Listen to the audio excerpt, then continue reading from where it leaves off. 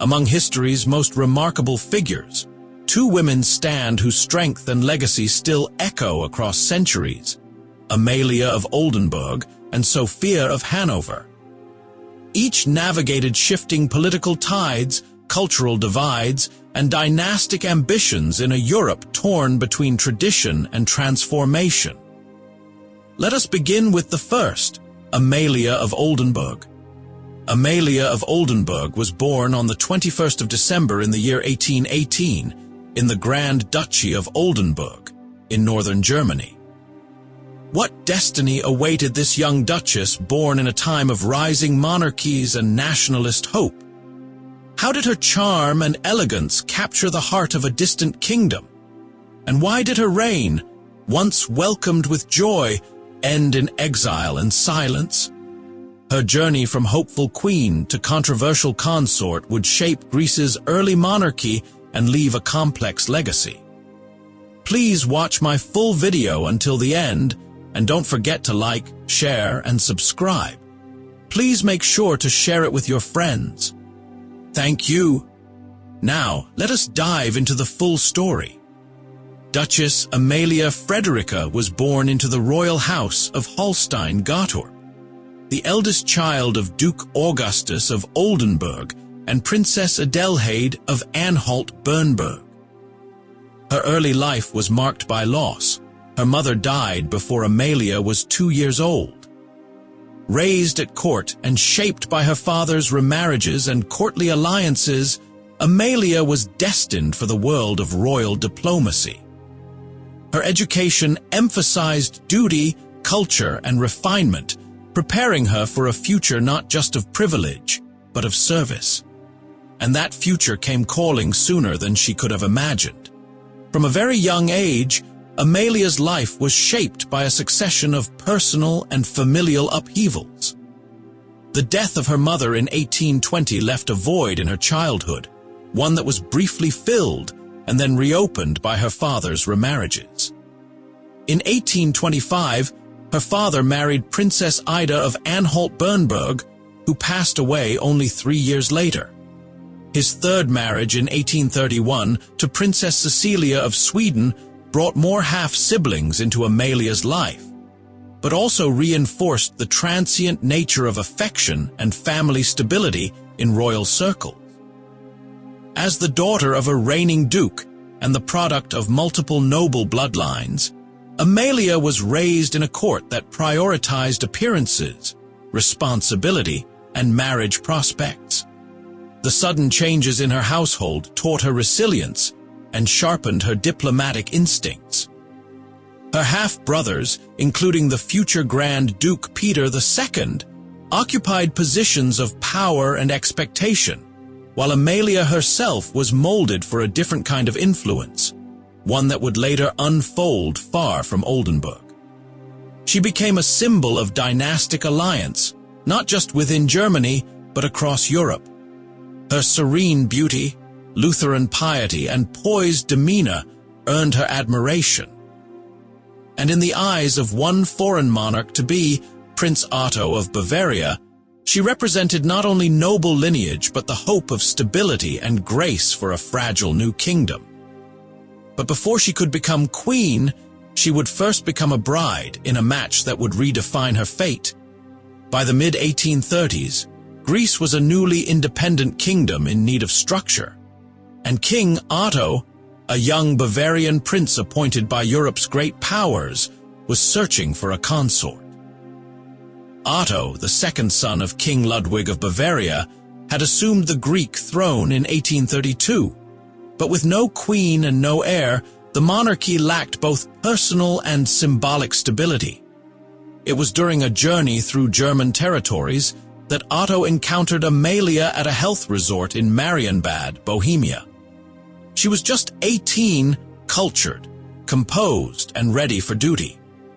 Their courtship was swift but politically significant. Amalia's noble German lineage and Lutheran faith made her a symbol of diplomatic unity, and her personal grace won Otto's admiration. The two were married on the 22nd of December in the year 1836, in a dual ceremony, Lutheran for Amalia Catholic for Otto, representing their union across faiths and traditions. The marriage contract agreed that any child born would be raised in the Greek Orthodox Church, a decision that reassured Greek officials but signaled the couple's cultural balancing act from the start. Though the marriage was arranged, Amalia approached it with dedication. She understood the weight of what she represented, a future queen of a nation forging its modern identity. In marrying Otto, she stepped into a world unlike her own, a land of ancient ruins, hopeful citizens, and unsteady politics. And as she sailed toward Athens in early 1837, her royal journey had only just begun. When Queen Amalia arrived in Athens in February of 1837, the city that greeted her was far from a grand European capital. It was modest, still emerging from centuries under Ottoman rule, and lacked the infrastructure expected by a royal court. Yet despite its simplicity, it stirred something in her, a fascination with its history and a desire to build something beautiful for its future. At just 18 years old, Amalia brought not only noble bearing but also a youthful energy and a willingness to adapt. Her early days in Greece were marked by public admiration. The Greek people were charmed by her beauty, grace, and the warmth she showed toward their customs. She introduced formal receptions, improved public manners at court, and began laying the groundwork for civic improvement projects, most famously the establishment of gardens throughout Athens. These efforts were not just aesthetic, they were deeply symbolic gestures aimed at healing and modernizing a society still recovering from war and division. Despite the stark contrast between her refined upbringing and the rawness of her new kingdom, Amalia embraced her role with earnest enthusiasm. Her residence, still under construction, forced her and Otto to live in humble accommodations, yet she never publicly complained. Instead, she filled her days with charitable work, correspondence, and cultural exploration. But beneath the admiration lay tension. Many members of her household and court were German, and the locals began to whisper. While the Queen's image sparkled in public, the seeds of cultural misunderstanding and political suspicion were already taking root behind palace walls. As Queen Amalia settled into her new life in Athens, she began to shape not just the court, but the cultural identity of modern Greece. Drawing inspiration from both her German upbringing and her admiration for Hellenic heritage, she blended refinement with nationalism. Nowhere was this clearer than in her grand project, the creation of the National Gardens of Athens in 1839. Designed as both a public refuge and a royal showcase, the gardens introduced native and foreign plants into a harmonious landscape, transforming the heart of the city. But Amalia's influence extended beyond flora. Her fashion became a symbol of modern Greek identity. She developed a court dress rooted in Greek tradition, embroidered, regal, and romantic, which eventually evolved into the national costume still known today as the Amalia dress. With this, she crafted an image of herself as both foreign monarch and adopted daughter of Greece. At court, she was a lively hostess who loved balls, music, and horseback riding. Her charm captivated foreign diplomats and local elites alike, yet her joy in public life masked growing complexities. The royal household remained dominated by German attendants, and the local nobility felt sidelined. Moreover, her Protestant background, initially tolerated, began to stir unease in a deeply Orthodox country. Even so, Amalia continued to pour herself into her role with tireless energy. Through her public works and symbolic gestures, she tried to bridge the cultural divide between her Bavarian roots and the ancient land she now served. But court life, however beautiful, would soon become a battlefield. Behind the grandeur of receptions and garden projects, Queen Amalia's court was a complex web of cultural tension and private intrigue. Her Protestant faith, though formally accepted, became a quiet source of discontent in predominantly Orthodox Greece. At first, religious differences were overlooked for the sake of national unity. But as years passed and no royal heir appeared, whispers grew louder and many looked to her foreign roots for blame. The Queen's household remained largely German, including her closest advisors and personal attendants. Her principal lady-in-waiting, Baroness Wilhelmine von Pluskow, drew particular suspicion for her rumored influence on both Amalia and King Otto. These close ties, though customary for European courts, were viewed with skepticism in Greece, where resentment toward foreign dominance simmered just below the surface. Court gossip flourished. The diarist Christiane Luth described the Queen's circle as a hub of constant chatter, where every whisper found its way to Amalia's ears. The Queen, intelligent and proud, was said to relish court details, from diplomatic affairs to petty household squabbles. This attentiveness endeared her to some but alienated others, who found her too meddlesome for a royal consort. Amalia's elegance and sharp wit never faded, but the glow of public admiration began to dim. Cultural disconnect, political friction, and religious isolation all swirled around her. And as the monarchy faced its next great trial, the Queen's role would become not just decorative, but dangerously influential. By the early 1840s, public discontent in Greece had grown too loud to ignore. King Otto ruled without a constitution, backed by Bavarian advisors and a foreign-born court. The people, weary of absolutism and exclusion, demanded change.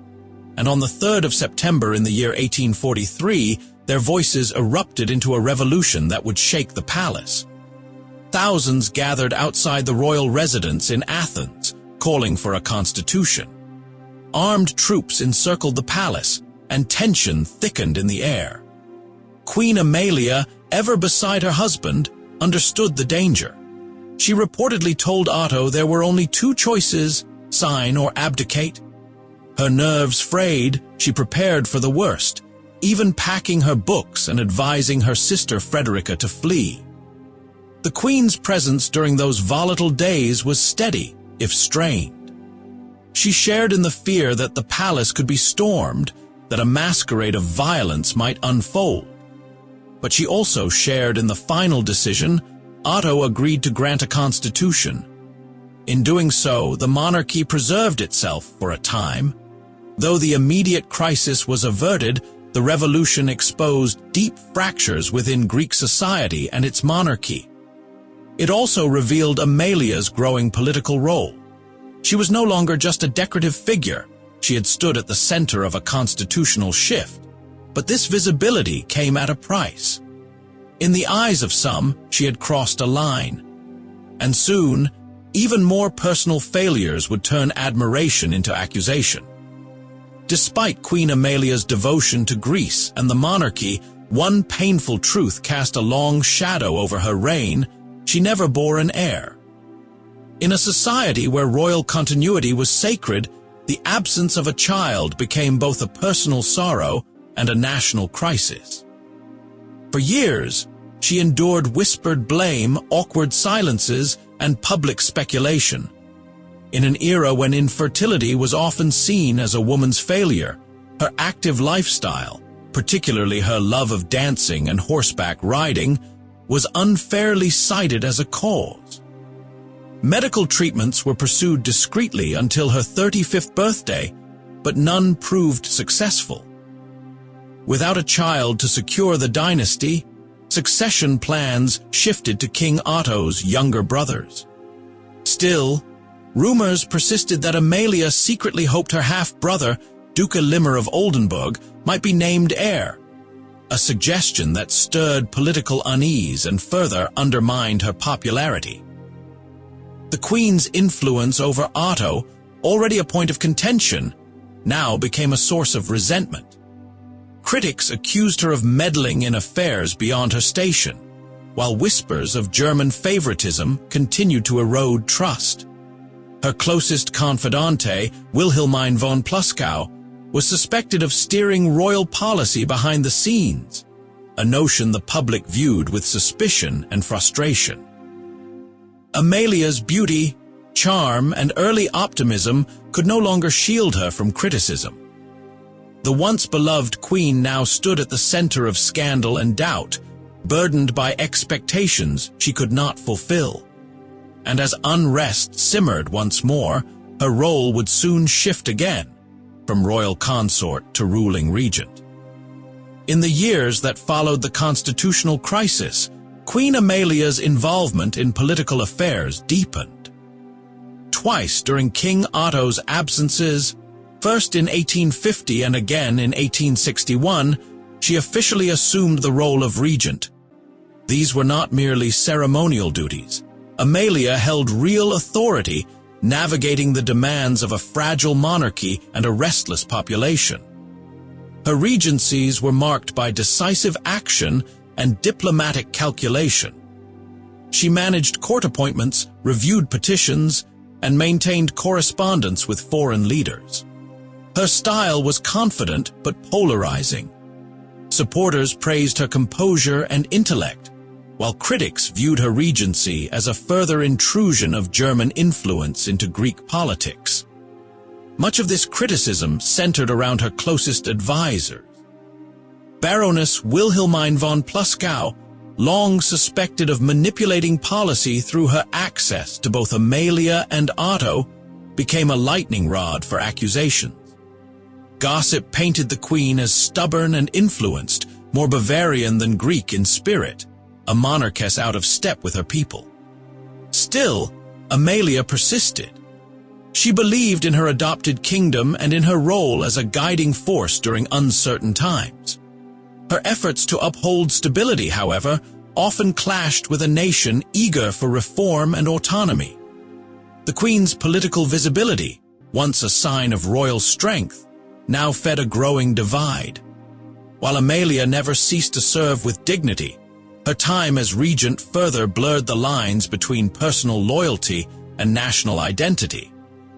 And though she continued to reign alongside Otto, both were increasingly seen not as Greek sovereigns, but as foreign rulers whose welcome was wearing thin.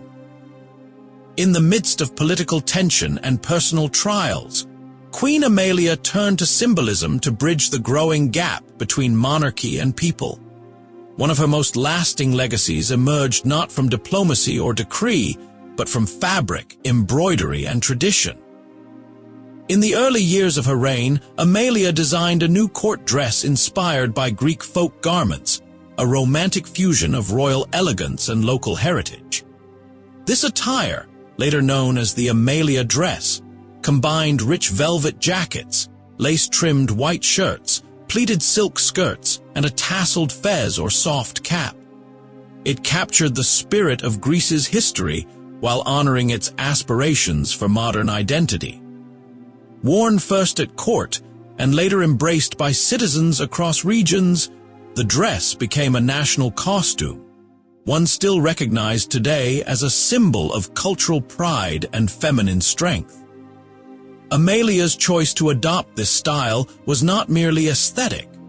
It was a conscious gesture of solidarity. She wanted to be seen not just as a German queen ruling over Greeks, but as a queen among Greeks, attuned to their traditions, respectful of their identity, and invested in their future. Through this sartorial innovation, Amalia created a new image of monarchy, one dressed in both beauty and belonging. Even as her popularity declined in politics, her influence on Greek visual culture endured. And in salons, portraits, and parades, the Amalia dress whispered a quiet truth, that elegance, when rooted in empathy, could leave a deeper mark than power alone. By the early 1860s, Queen Amalia's relationship with the Greek public had grown fragile. Political frustration, cultural resentment, and the monarchy's failure to produce an heir all stirred deep undercurrents of anger. This tension exploded into a shocking event in February of 1861, when a university student named Aristides Dosios attempted to assassinate the queen. The attack was sudden and personal. Dosios, the son of a prominent politician, approached Amalia with violent intent. Though the attempt failed, it rattled the court and shocked the capital. What followed was equally revealing. While Dosios was sentenced to death, Amalia herself intervened, commuting his punishment to life imprisonment. It was a gesture of mercy, but also a sign that even she understood the depth of the anger surrounding her. The attempted assassination underscored a grim reality: the monarchy was no longer untouchable. Among certain factions, Dosios was hailed as a hero. Among others, the attack provoked a momentary swell of sympathy for the royal couple, but the reprieve was brief. Within a year, fresh uprisings would erupt, and the crown would teeter on the brink of collapse. For Amalia, the attack marked a turning point. The ideals of beauty, culture, and diplomacy she once championed could no longer deflect the raw urgency of revolution. Greece was changing, and her place in it, once celebrated, had become increasingly uncertain. The queen who once brought flowers and fashion to Athens now stood at the edge of a storm she could no longer control. In the autumn of 1862, the simmering unrest that had shadowed King Otto and Queen Amalia's reign finally erupted into open revolt. While the royal couple were touring the Peloponnese, an uprising ignited in Athens, led by military officers and civilian leaders who had lost faith in the monarchy. The capital declared the king deposed, and the news reached Otto and Amalia like a thunderclap in the countryside. Though urged by loyalists to resist, they knew the tide had turned. The great powers who had once supported Otto's appointment advised them to step down peacefully. For Amalia, it was a bitter confirmation that decades of effort, her gardens, dress, diplomacy, and devotion, had not secured the people's love. On the 23rd of October, the monarchy was officially overthrown. Amalia and Otto departed Greece aboard a British warship, carrying with them personal belongings and the royal regalia. Their departure was quiet but symbolic. As they left, courtiers remained largely untouched, though Amalia's longtime confidante, Wilhelmine von Pluskow, was mocked by the crowd, a sign of the queen's lingering unpopularity. Historians would later argue that had Amalia produced an heir, the throne might have endured.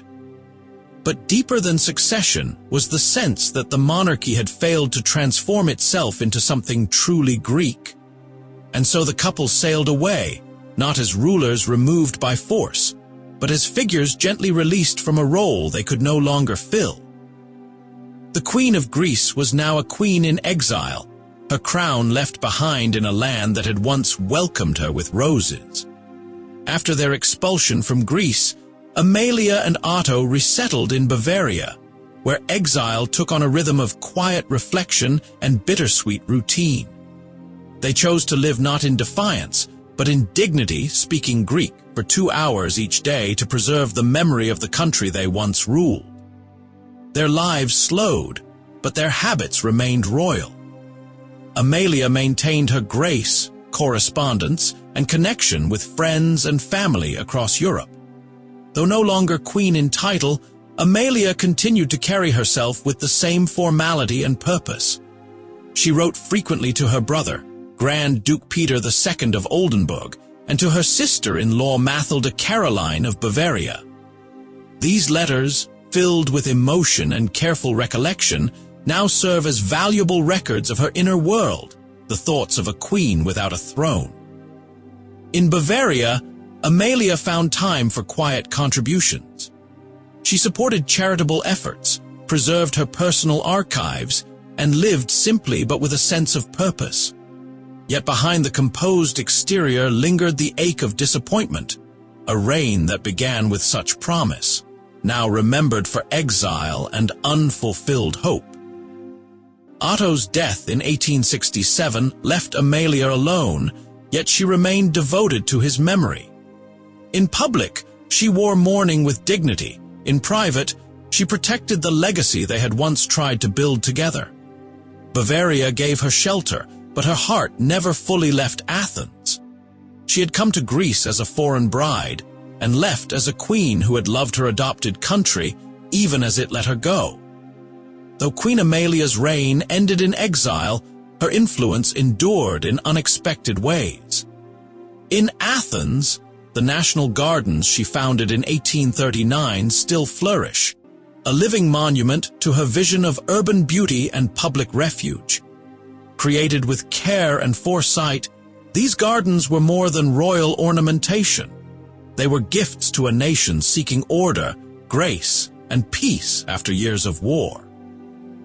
Her name lived on, too, in places like Amaliada in Elese and Amaliopolis in Magnesia, towns named in her honor as symbols of appreciation from communities she had once touched. Even the plant Aquilegia Amalii, a delicate flower native to Greece, was named for her, a quiet botanical echo of her enduring presence. Amalia's extensive correspondence, particularly with her family in Germany, provides historians with a rich tapestry of her emotional world. Letters preserved in archives in Darmstadt and Oldenburg reveal a queen who was deeply reflective, sensitive to cultural complexities, and committed to both personal duty and national hope. And perhaps most famously, the Amalia dress, with its velvet jackets, flowing skirts, and folkloric roots, remains a part of Greek national costume. In ceremonies and festivals, it continues to honor the queen who once dared to dress like her people, not just to rule them, but to belong among them. Amalia's true legacy lies not in power retained, but in connections formed through fabric, flowers, letters, and the landscape she helped to shape. Even without a throne, she left behind a mark that time could not erase. Queen Amalia's final years in Bavaria were marked by solitude, reflection, and unwavering dignity. After King Otto's death in 1867, she lived quietly in the city of Bamberg, where memories of Greece remained close to her heart. Though removed from political life, she never relinquished the grace of her royal upbringing nor the quiet sorrow of a queen without a country. On the 20th of May in the year 1875, Amalia passed away at the age of 56. Her death was calm, without spectacle, but not without significance. According to her wishes, she was buried beside her beloved Otto at the Theaterkirche in Munich, a resting place that united them in death, as they had been united in exile. There, beneath the arches of Bavarian stone, the first royal couple of modern Greece lay in silent testimony to a shared dream that history did not preserve. The cause of their childlessness remained debated even after Amalia's passing. An autopsy conducted on her body revealed no conclusive explanation, leaving behind a mystery that had shadowed their reign. Yet history gradually softened its gaze. Over time, Amalia came to be remembered not for what she lacked, but for what she gave: gardens, garments, letters, and a sincere devotion to her adopted homeland. Though her crown was surrendered, her memory endured. In both Germany and Greece, she became a symbol of grace under strain, of idealism tempered by reality. And as history turned its page, Amalia of Oldenburg remained quietly etched in the margins, a queen not of conquest, but of care. Let us now turn to another remarkable figure of royal descent. Sophia of Hanover was born on the 14th of October in the year 1630, at The Hague in the Dutch Republic. How did this exiled princess, born far from thrones or crowns, rise to shape the very lineage of the British monarchy? What strength carried her through wars, court rivalries, and dynastic rejection? And how close did she come to ruling an empire she never set foot in? Her story is one of intellect, endurance, and a destiny nearly fulfilled. Sophia entered the world amid political disaster. Her parents, Frederick V and Elizabeth Stuart, known as the Winter King and Queen of Bohemia, had fled to the Dutch Republic after losing their crown in the Battle of White Mountain. As the 12th child of a dethroned royal couple, Sophia was not born into power, but into the long shadow of exile. Her upbringing was shaped by Calvinist values, intellectual conversation, and the quiet resilience of a family surviving in political limbo. Through her mother, she was a granddaughter of King James, the sixth and first of Scotland and England, a link that would one day shape the future of British rule. But at the time, she was simply a bright, sharp-witted girl navigating a life without a court or clear purpose. Even in these early years, Sophia's mind stood out. Her education, her languages, and her early letters revealed a young woman not content with exile, but destined to find her way back to center stage. Sophia's early life unfolded within a family that clung to royal identity even in exile. Her father, Frederick V, once Elector Palatine and briefly King of Bohemia, was forced to abandon his throne after a single winter. Her mother, Elizabeth Stuart, daughter of King James VI and I, raised her children in the Netherlands with pride, despite their diminished circumstances. Yet behind that royal facade, the household was marked by instability, grief, and disappointment. Sophia's childhood was shaped by stories of lost crowns and fractured alliances. Her parents struggled financially, relying heavily on the support of allies such as Lord Craven. Though Sophia was given an annuity by the estates of Friesland, her life was far from secure.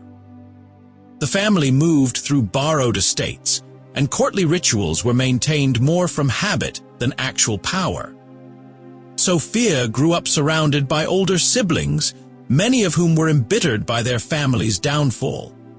Her brother Charles Louis eventually regained the Palatinate through the Peace of Westphalia, but the scars of defeat never fully healed.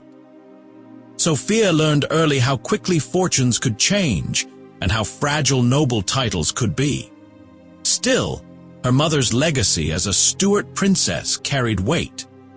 Through Elizabeth, Sophia inherited not only royal blood but also a sense of dynastic purpose. Her lineage tied her to the crowns of England and Scotland, and though no one imagined it then, it was this bloodline, carefully preserved through adversity, that would one day change the fate of the British monarchy. As Sophia entered young adulthood, her royal pedigree began to attract attention across Europe's courts.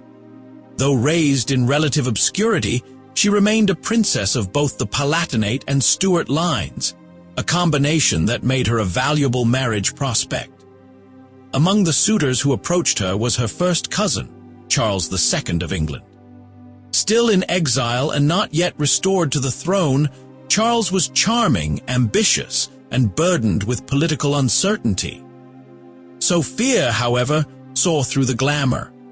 She suspected, perhaps rightly, that Charles's interest was motivated more by access to her mother's allies than genuine affection. Lord Craven, Elizabeth Stuart's steadfast supporter, was believed to be the real target. Sophia declined the match with grace but firmness, noting that she would not be used as a pawn for political favors. Her rejection of Charles II was not only a personal decision, but a statement of principle. This moment revealed her sharp intellect and deep self-respect. Unlike many women of her rank, Sophia was not desperate for a crown or eager to bind herself to a fading claim. She wanted a husband who could offer stability and future, not just nostalgia and intrigue. That husband would come soon in the form of Ernest Augustus of Brunswick-Luneburg. But even as she prepared for marriage, Sophia's sense of identity remained shaped by caution, clarity, and a growing awareness that her lineage carried both danger and destiny. She was no idle court beauty, She was a woman determined to navigate power on her own terms. In the year 1658, Sophia married Ernest Augustus of Brunswick-Luneburg, a German duke with modest influence but growing ambitions.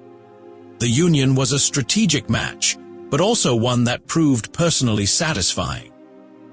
Ernest Augustus was not only politically suitable but emotionally steady, a man who, while not overly romantic, appreciated Sophia's intellect and strength. For Sophia, the marriage marked a transition from exile-born princess to duchess within the Holy Roman Empire. Their court at Hanover was modest compared to the grand courts of France or Vienna, but Sophia brought dignity and order to its halls. She adapted quickly to her new role, balancing ceremonial duties with a keen interest in estate management and correspondence. The couple shared a mutual understanding, if not always an equal partnership. Ernest Augustus would go on to take a mistress, as many rulers did, but Sophia bore the indignity with restraint, focusing instead on her children and her wider ambitions. Sophia gave birth to 7 children, 6 of whom survived infancy, among them George, who would later become King of Great Britain. She was a devoted mother, but never overly sentimental. Her children were future princes and electors, and she raised them with a sense of duty rather than indulgence. More than a consort, Sophia became Ernest Augustus's closest political advisor. As he navigated the shifting alliances of the Holy Roman Empire, Sophia offered insight and caution. Together, they laid the foundations of a dynasty that would soon rise far beyond Hanover. In marrying Ernest Augustus, Sophia had chosen wisely, both for her heart and for her place in history. Sophia's household in Hanover grew lively and complicated as her children matured into positions of influence.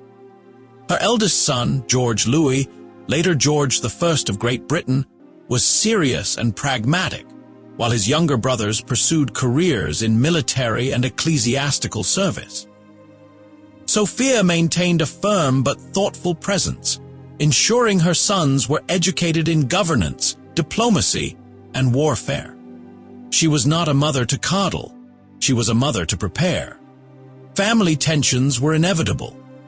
George Louis, the heir, had a difficult relationship with his younger brother Frederick Augustus, especially after Sophia and Ernest Augustus granted Frederick the bishopric of Osnabrück.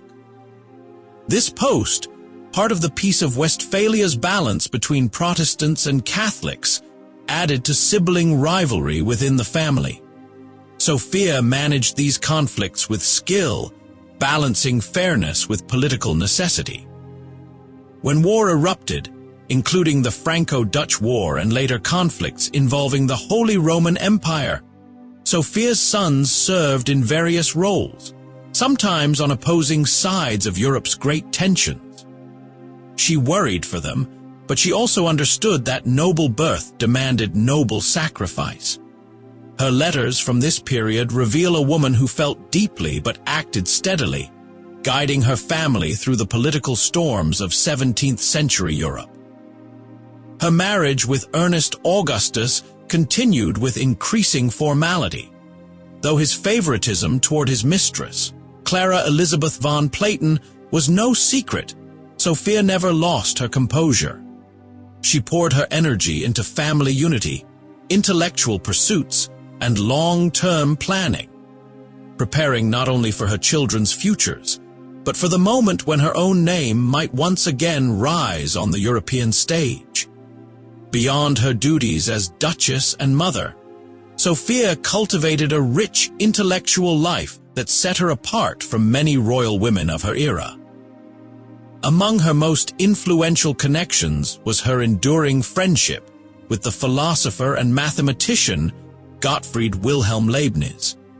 Their correspondence spanned decades, filled with discussions on metaphysics, science, politics, and theology, revealing a woman who not only read widely but thought deeply.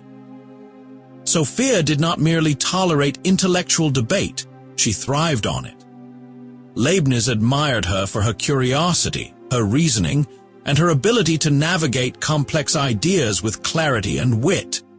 Their exchanges were not ceremonial pleasantries, but genuine engagements. Sophia challenging his ideas, offering counterpoints, and even steering some of his inquiries. She served as patron, collaborator, and critic, helping Leibniz gain influence within the Hanoverian court.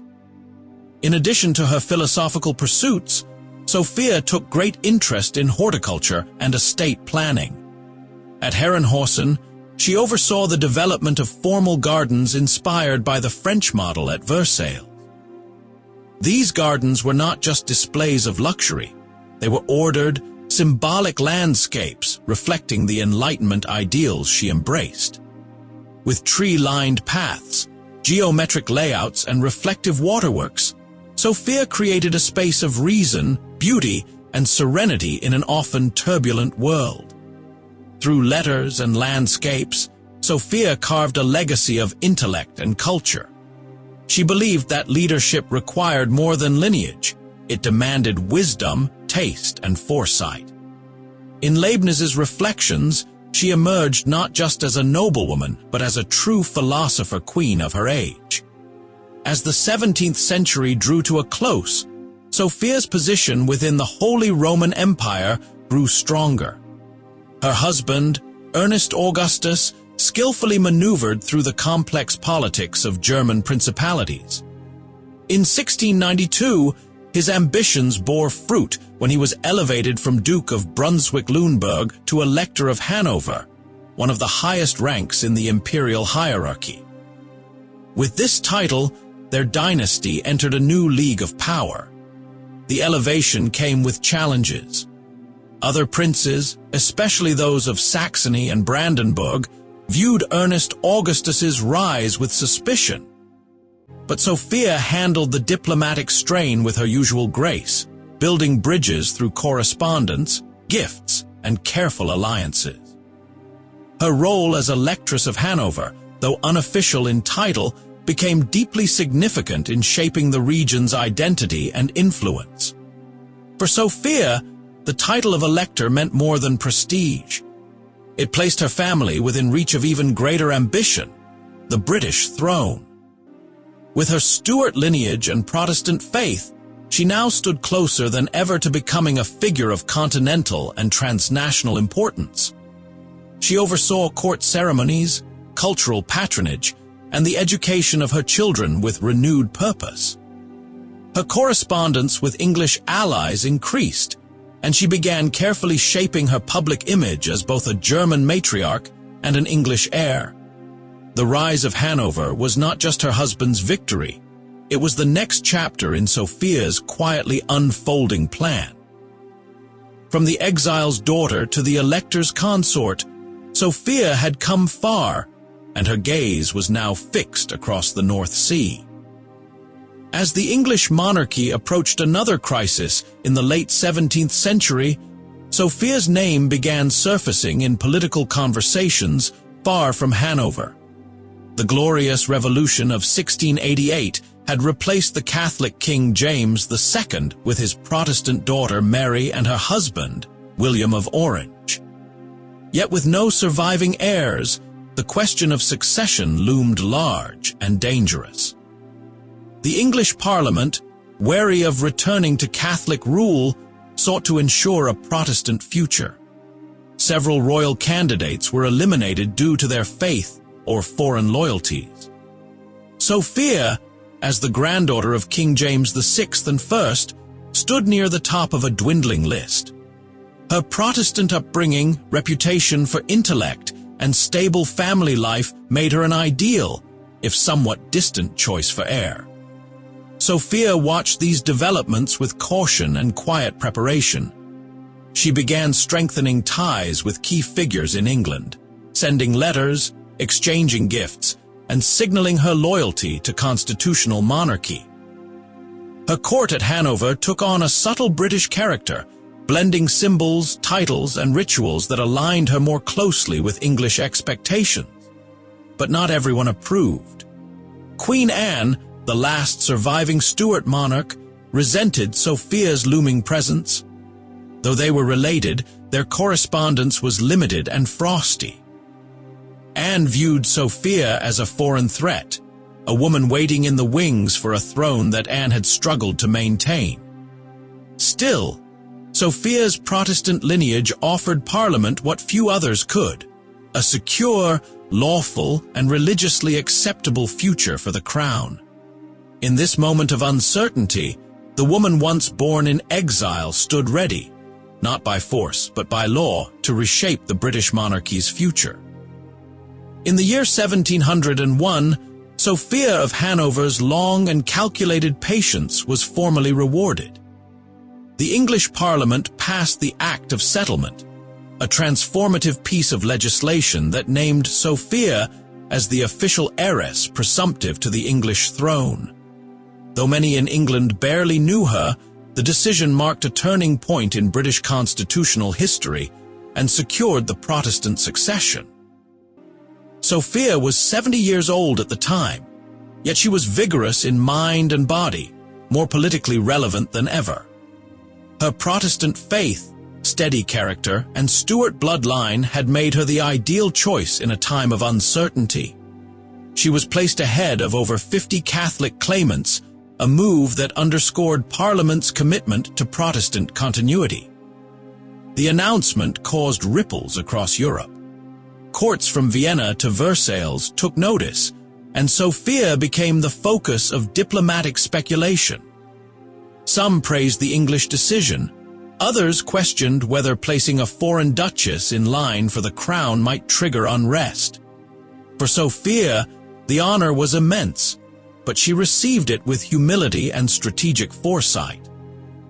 At Hanover, she began reviewing her English ancestry, preparing her household, and quietly studying the politics of the island she had never visited.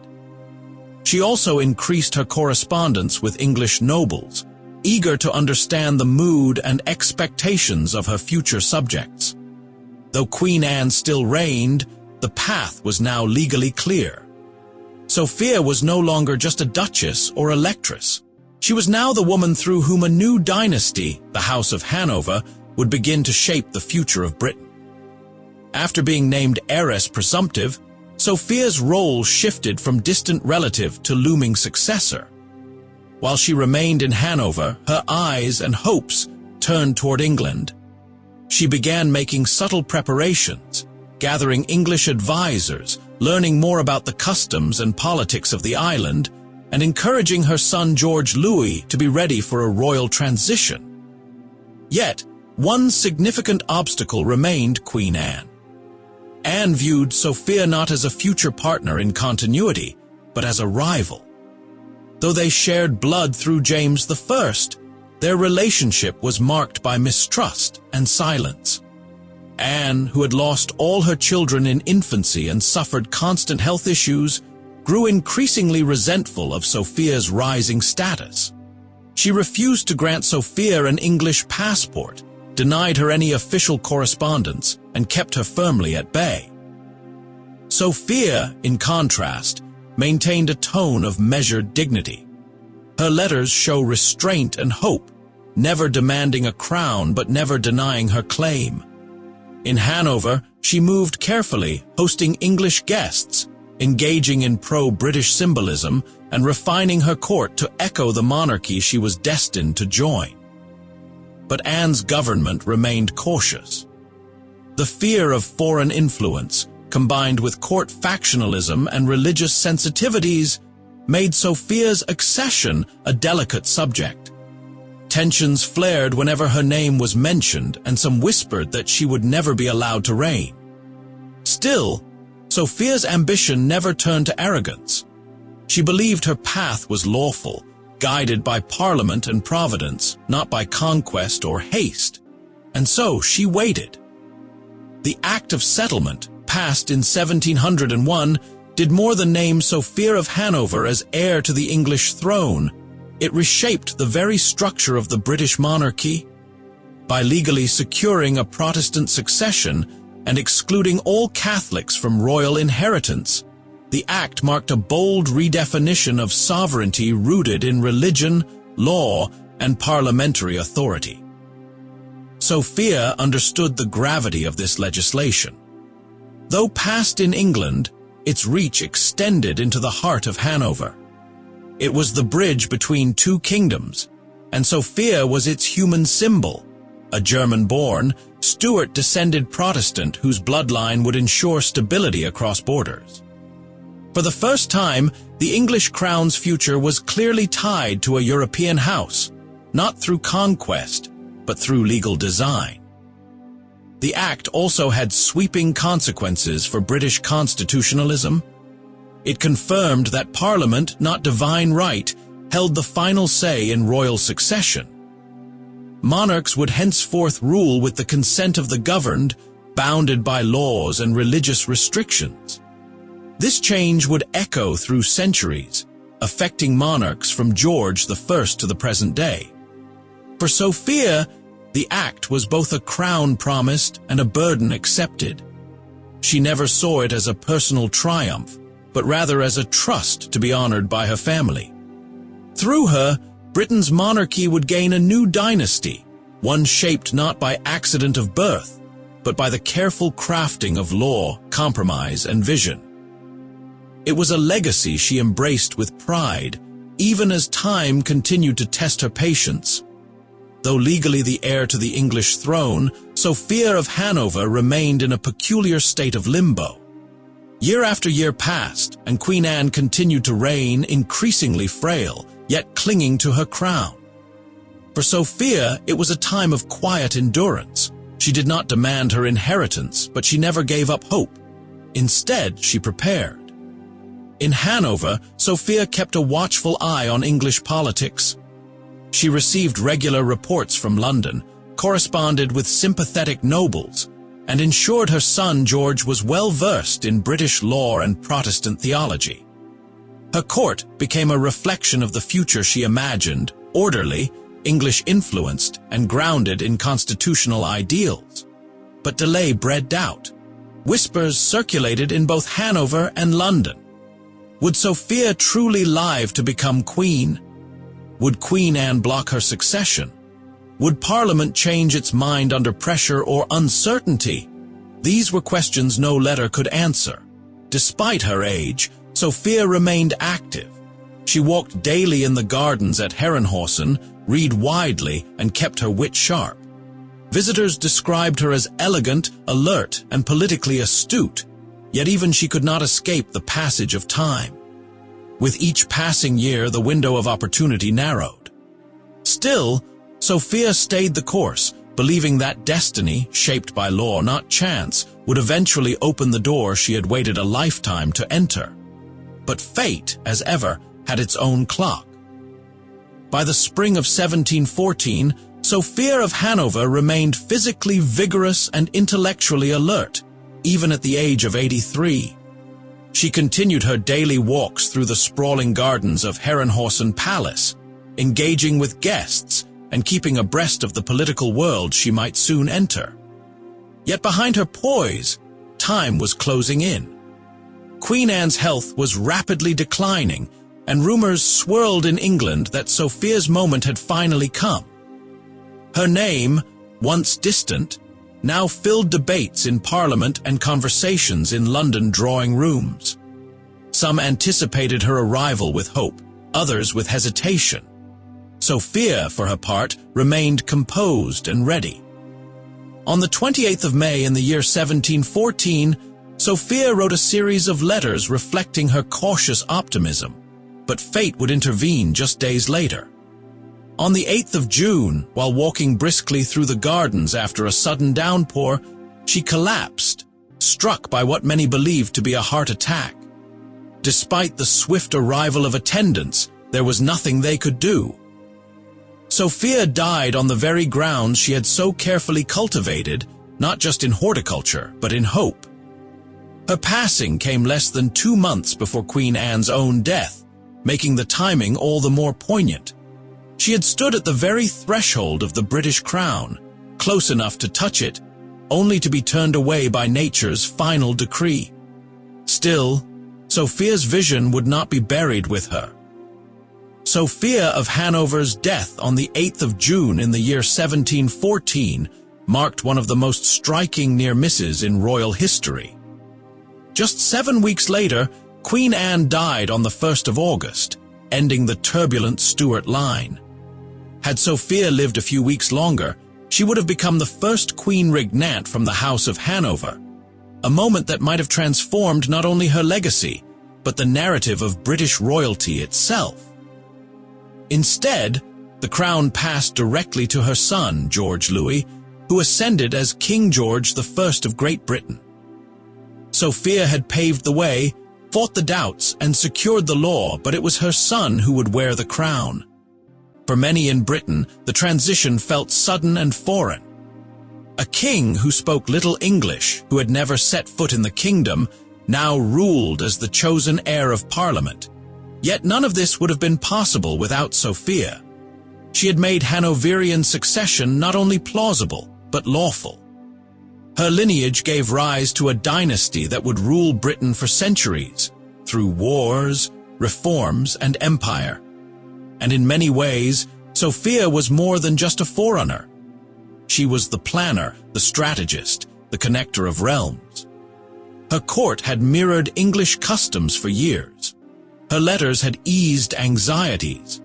Her diplomatic skill had soothed rivalries and prepared the ground long before her son ever boarded a ship for England. In portraits made after her death, Sophia was often shown wearing English-style gowns, holding symbols of both German and British heritage. Poets and writers quietly celebrated her, not as a tragic figure, but as the keystone of a peaceful transition. Where once crowns had changed hands through bloodshed, hers was a shift carried out through law and lineage. Though she never reigned, Sophia's influence shaped the throne more than many who did. Hers was a reign deferred, but not diminished. The queen who never was still became the architect of a new royal age. History would not forget how close she came, nor how crucial her absence became. Though Sophia of Hanover never wore a crown, her legacy echoed through palaces and parliaments across Europe. Her son's coronation as King George I launched the Hanoverian dynasty, which would reign in Britain for over a century, including monarchs like George III, who oversaw both the loss of the American colonies and the expansion of the British Empire. But Sophia's legacy extended far beyond the British throne. Her descendants occupied dozens of European courts, weaving her bloodline into the very fabric of continental power. Queen Victoria, Wilhelm II of Germany, and even Elizabeth II all traced their lineage directly to Sophia. Her thoughtful diplomacy, firm Protestant identity, and commitment to legal succession helped create an era of relative stability in a world so often shaken by coups and conflict. She also left behind a wealth of writings and correspondence that revealed a sharp mind and a nuanced grasp of politics, science, and culture. Her exchanges with philosophers like Leibniz remain studied for their insight into reason, faith, and monarchy. She supported art, architecture, and scientific curiosity, nurturing an enlightened court in Hanover that reflected her own ideals of leadership. In life, she was often overshadowed by louder, flashier royals, but in death, her quiet strength proved more enduring. While others ruled by spectacle or scandal, Sophia ruled the future with foresight. She understood that dynasties do not survive on ambition alone, but on principles carefully passed down, deliberately preserved.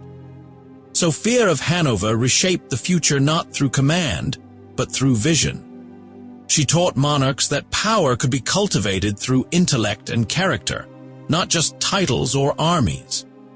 From exile to influence, she became the beating heart of a lineage that would shape empires not just in Britain, but across Europe. And in the great story of royalty, she remains the matriarch, unseen by many, yet unforgettable to history. What do you think about Queen Amalia of Oldenburg? Was Amalia a visionary queen, a foreign bride who brought elegance, reform, and resilience to a young kingdom, planting gardens, inspiring fashion, and standing firm in times of crisis?